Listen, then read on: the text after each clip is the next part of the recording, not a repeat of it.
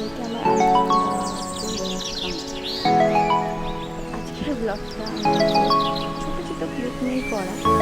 আসলে একটা দিনে ওর সাথে হয় না, করা না করা ছোটো ছোটো আমি প্রত্যেকটা ভিডিও অল্প অল্প করে রেকর্ড করে রাখতে চাই, যেন ফিউচার আমি এগুলো দেখে মানে ভাবতে পারি যে কতটুকু ছিল, কত তাড়াতাড়ি বড় হয়ে গিয়েছে এরা।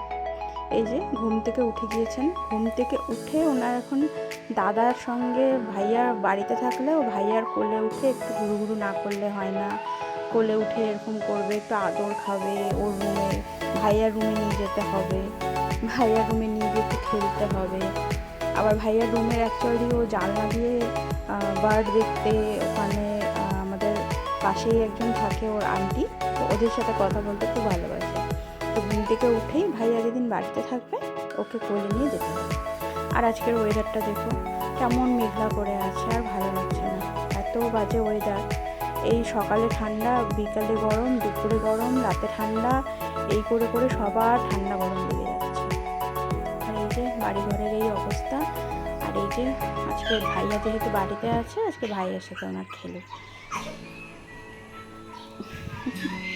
ভাইয়া যা করে ওর সেটাই ভালো লাগে, ভাইয়া যা বলবে ওর সেটাই ভালো লাগে। আবার ভাইয়ার সঙ্গে ঝগড়া করতেও ওর টাইম লাগবে না, ভাইয়াকে মারতেও টাইম লাগে না, ওর ভাইয়াকে মোট কথা চাইই যায়, ভাইয়া যেটাই করবে সেটাই ভালো। এখন এই যে এনারা এখন খেলছে, আর আমি এখন ওদেরকে ব্রেকফাস্ট দেবো, দুটোই উঠছে একসাথে। তো ফার্স্টে পুচকুটার বানাবো, তারপরে আমি বড়টাকে দেবো, কারণ বড়টা এখন উঠছে সবে, ফ্রেশ হবে।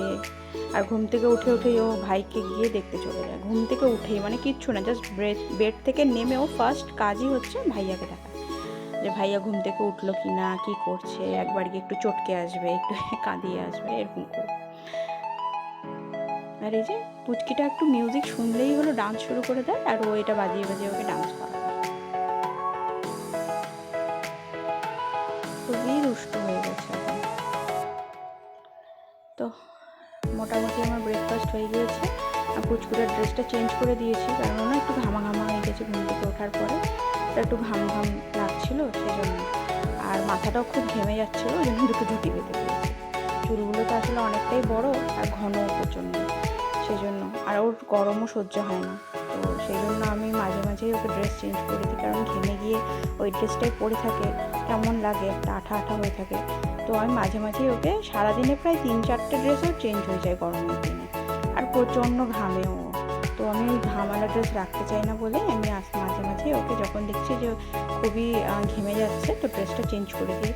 আমার মনে হয় এটাতে ওরও ফ্রেশ লাগে, আর মানে ফ্রেশ জিনিসটা যেমন আমাদেরও হয়, ওদেরও নিশ্চয়ই ফিল হয় আর কি, তো সেই জন্যই আমি ওকে করে দিই। আর এই যে ব্রেকফাস্ট করে নিয়েছে, ঝুঁটি তো খুলে দিয়েছে, এখন ও বড় যত হচ্ছে না ঝুঁটি রাখতেই চায় না। আর নিজের ব্রেকফাস্ট কিন্তু হয়ে গিয়েছে, কিন্তু ভাইয়ার কাছ থেকে একটু খেতেই হবে, না খেলে পরে ওর হবে না। ওর ভাইয়া যা খাবে ওকে একটু হলেও দিতে হবে, নাহলে ওর মনে হয়, সে আমরা বলি না খাবার হজম হয় না, ওরকম তাই ভাইয়ার কাছ থেকে একটু পোষাবে। এখন ইনি স্নান দান কমপ্লিট, তাড়াতাড়ি স্নান করে নিয়েছে। আর এই যে তরমুজ খেতে এত ভালোবাসে মানে কি বলবো, তরমুজ সেজন্য ওকে আমি কেটে টুকরো টুকরো করে দিয়েছি, কিন্তু ওর কি বলেন তো, ওই পুরোটা মুখে ভরে দেবে, মানে এত ভালোবাসে, ওর আর ওয়েট হয় না। আমি ওকে ছোট থেকেই না, মানে নিজে থেকে খাওয়াটা প্র্যাকটিস করেছি, কারণ নিজে থেকে খেলে পরে না ওদের খাওয়াটা নাকি গায়েও লাগে, সে অল্প খাক আর যেটুকুনি খাক ওর গায়ে লাগে, আর নিজে খাওয়ার প্রতিও ওদের একটা ইন্টারেস্ট বাড়ে। তো সেই জন্য আমি কী করি, প্রথম থেকেই ছোটো ছোটো কিছু করে অল্প কিছু আমি সামনেখানে বসিয়ে খাওয়াতাম, খেতে দিতাম, ও খেতো, আমি দেখতাম, কারণ ভয় লাগতো অনেক সময় যদি গলায় আটকে যায়। অবশ্য গলায় আটকানোর মতো আমি প্রথম কিছু দেখে রাখি, কারণ যেটাই দিতাম আমি নরম নরমই দিতাম। আর এই যে তরমুজগুলো কেটে দিয়েছি, উনি এখন আরামে করে খাচ্ছে, আমার মনে হয় আবার ওকে ড্রেস চেঞ্জ করে দিতে হবে। গোটাটা মুখে যারা বলে যে ওরা খেতে চায় না, বাচ্চারা খাওয়া নিয়ে ঝামেলা করে, তাদেরকে বলি ওদেরকে তরমুজ মানে কেউ খেয়ে নিবে, করে নিজে থেকেই খেতে দিবে, কিছুক্ষণ পর পর দিবে, দেখবে ওরা খাওয়ার প্রতি যখন ইন্টারেস্ট পেয়ে যাবে না, তখনকার নিজেরাই খাবে। আর একটু দেখে রাখবে। আর প্রথমেই কিছু শক্ত মানে হার্ড জিনিস দিও না, প্রথমে একটু নরম নরম জিনিস দিবে যেন ওদের চিবোতে। এবং যেহেতু আমার বেদের দাঁত অনেকগুলো বেরিয়ে গেছে, মানে অনেক তাড়াতাড়ি ওর মাড়ির দাঁতও বেরিয়ে গেছে, সেই জন্য ওর না চিবোতে অসুবিধা হয় না। একটু শক্ত জিনিস দিলেও একদম খেয়ে নেয়।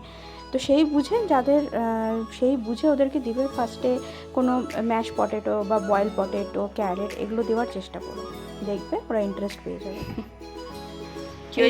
বললাম ইন্টারেস্ট চেঞ্জ করে দিতে হবে। একদম গা আঠা আঠা করে দিয়েছে পুরো ফ্রেশ করে, আবার ওনাকে ড্রেস চেঞ্জ করে দেবে।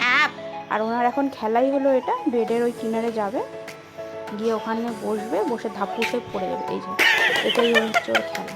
আবার মুখটাও দেখাবে। এখন আমরা একটু চলে আসছি ডি ক্যাপ্টানে, সিটি সেন্টারে। তো ওখান থেকে কিছু কেনাকাটি করার ছিল।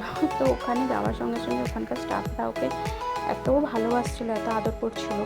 আর আমার সত্যি কথা বলতে বান্টি এদিক ওদিক তো দেখছিল জিনিস, আমারও বান্টির হাত ব্যথা হয়ে গেছিলো। অ্যাকচুয়ালি ও এখন তো স্থির থাকে না।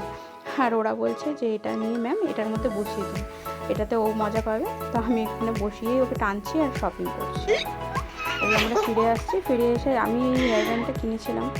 এবার ও নিয়ে এত টানাটানি করছে, এবার ও এটাও জানে যে ওটা মাথায় পড়ে। তো আমাকেও ইশারা করছে যে ওকে মাথায় পরিয়ে দিতে। তো আমিও পরিয়ে দিচ্ছি। আর দেখো কি কিউট লাগছে, সব মানে নিজেই হেসে যাচ্ছে নিজের ফটো দেখে। আর সত্যি এত কিউট লাগছে, আমার তো মনে হচ্ছে ওর জন্যই কেনা হয়েছে ওটা। কিউটি পাই আমার। আর সবাই জানিও তোমাদের ব্লগটা কেমন লাগছে। যদি ভালো লেগে থাকে প্লিজ সবাই সাবস্ক্রাইব করো, শেয়ার করো, লাইক করো। আর আমাদের সাথে থাকার জন্যে এবং আমাদের ভিডিও দেখার জন্যে সবাইকে অসংখ্য ধন্যবাদ। Thank you so much.